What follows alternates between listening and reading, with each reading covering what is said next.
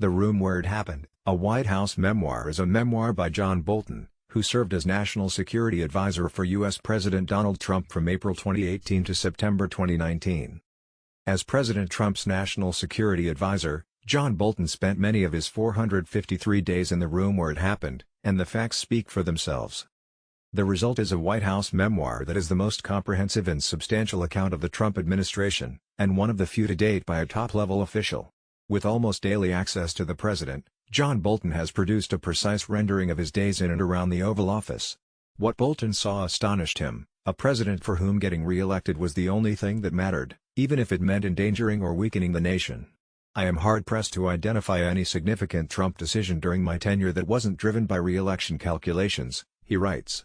In fact, he argues that the House committed impeachment malpractice by keeping their prosecution focused narrowly on Ukraine when Trump's Ukraine-like transgressions existed across the full range of his foreign policy, and Bolton documents exactly what those were, and attempts by him and others in the administration to raise alarms about them.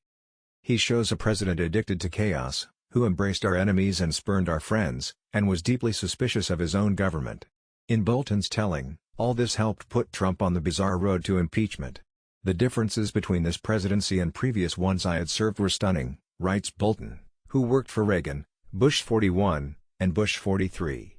He discovered a president who thought foreign policy is like closing a real estate deal, about personal relationships, made for TV showmanship, and advancing his own interests.